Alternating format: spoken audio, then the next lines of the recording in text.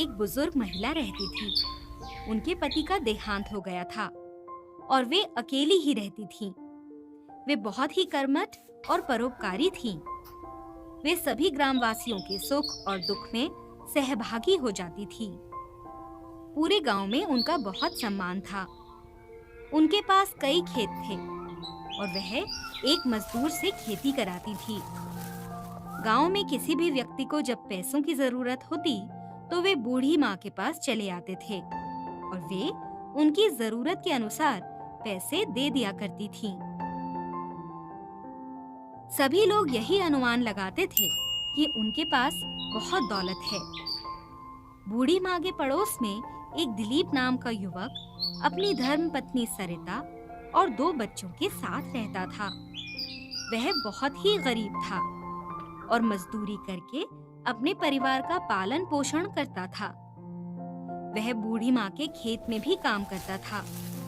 उसकी पत्नी बूढ़ी माँ की बहुत सेवा करती थी, जैसे साफ सफाई, बर्तन मांजना, खाना बनाना इत्यादि। वह बूढ़ी माँ के पैर भी दबाती थी।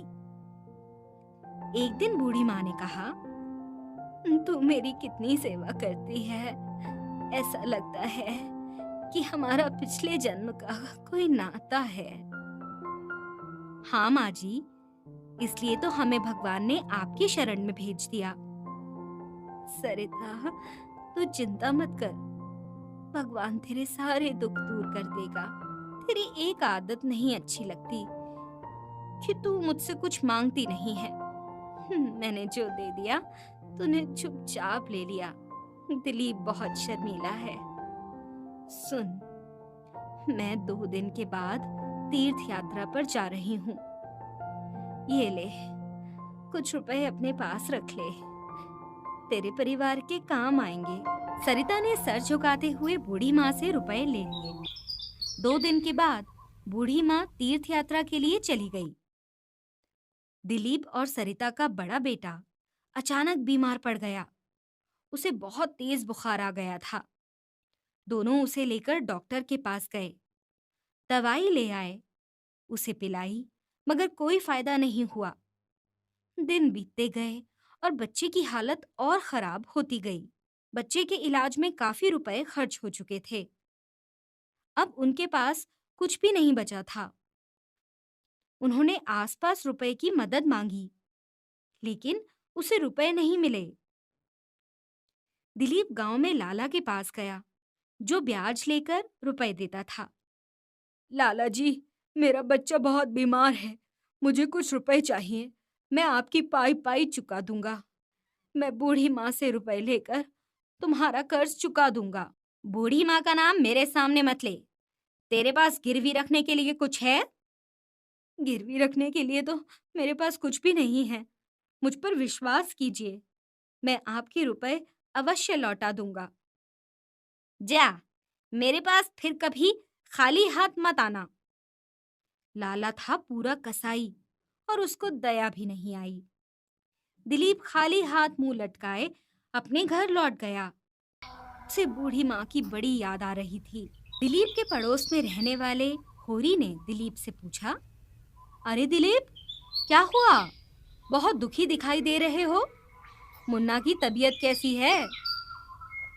"मुन्ना की तबीयत तो ठीक नहीं है और उसके इलाज के लिए जो पैसे भी थे सब खर्च हो गए। लाला ने भी रुपए नहीं दिए। तुम चिंता मत करो, मैं रुपए का इंतजाम करता हूँ और रमेश्वर बैद जी को आपके यहाँ भेजता हूँ।" कुछ देर के बाद रमेश्वर बैद जी दिलीप के घर आए और उन्होंने मुन्ना की नब्ज देखी और कुछ जड़ी बूटी दी, जिसका काढ़ा बनाकर उसे पिलाने के लिए कहा। काढ़ा पिलाने के बाद मुन्ना का बुखार कम होने लगता है। वह ठीक हो जाता है। "मुन्ना के बाबू, इस तरह कितने दिन चलेगा? तुम शहर जाकर कुछ कमाई धमाई क्यों नहीं करते? यहाँ बिना पैसे के जीवन जीना मुश्किल हो जाएगा। भगवान न करे, अगर बूढ़ी माँ ना रही तो हमारा क्या होगा?" अचानक एक पड़ोसी बनवारी हांफते हुए आता है। "अरे दिलीप, बूढ़ी माँ की तबीयत गंगा किनारे बहुत खराब हो गई है। वे दूर के रिश्तेदार चंदू मामा के यहाँ हैं। वे बार बार तुम दोनों को याद कर रही हैं। चलो, जल्दी चलो। इतने में होरी आ गया और उसने कुछ रुपए दिलीप के हाथों पर रख दिए। दिलीप ने कुछ रुपए अपनी धर्मपत्नी को दिए और कुछ अपने पास लेकर वहां से गंगा किनारे जाने के लिए चल दिया। बूढ़ी माँ की हालत देखकर दिलीप को रोना आ गया। वे ठीक से बोल भी नहीं पा रही थी। माँ जी, चलिए, मैं आपको यहाँ से ले जाने आया हूँ। मैं आपका इलाज कराऊंगा। बेटा, अब मुझे इलाज की जरूरत नहीं है। ऊपर से मेरा बुलावा आ गया है। तुझसे एक जरूरी बात कहनी थी। बूढ़ी माँ ने और लोगों को वहां से हटने का इशारा किया। मेरे घर में कोई खजाना नहीं है, लेकिन मेरी अंदर वाली कोठरी के पूर्व दिशा के कोने में एक बक्से के नीचे एक चक्की रखी है। वह मामूली चक्की नहीं है। उससे तू जो मांगेगा मिल जाएगा। यह बात लोगों के सामने कभी जाहिर मत करना। ये दुनिया बड़ी चालाक है। उस चक्की की मदद से तू अपना और लोगों का भला करना। मैंने अब तक उस चक्की से लोगों का भला ही किया है। तू उस चक्की का कभी भी दुरुपयोग मत करना। यदि तू अच्छे कर्म करेगा तो यह चक्की जीवन भर तेरा साथ देगी। इतना कहने के बाद बूढ़ी माँ ने अपने प्राण त्याग दिए। उनका अंतिम संस्कार दिलीप ने ही किया। अपने गांव जाकर दिलीप को खबर मिली कि बूढ़ी माँ ने अपना उत्तराधिकारी दिलीप को ही बनाया है। दिलीप उस कोठरी में जाकर उस जादुई चक्की को बाहर निकालता है।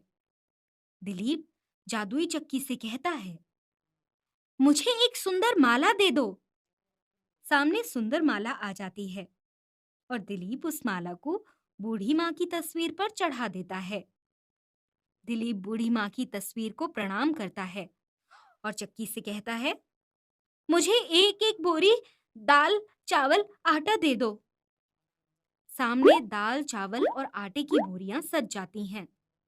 इसी तरह अच्छे कपड़े, गहने, जूते, चप्पल, सिंगार का सामान, सभी कुछ चक्की देने लगती है। जब भी दिलीप चक्की की तरफ देखता है, वह मुस्कुराने लगती है, जैसे भगवान ने उसे दिलीप के लिए ही बनाया हो। दिलीप भी बूढ़ी माँ की तरह ही सभी लोगों की मदद करने लगता है। लोग यही समझते हैं कि बूढ़ी माँ बहुत बड़ा खजाना उसके लिए छोड़ कर गई हैं। अब लोग मदद के लिए लाला के पास नहीं जाते, बल्कि दिलीप के पास आते हैं। यह सब देखकर लाला दांत पीसकर रह जाता है। दिलीप अपने परोपकारी भाव से दीन दुखियों का रखवाला बन जाता है। सीख: परोपकारी सदा सुखी, जो करे सेवा वह खाए मेवा।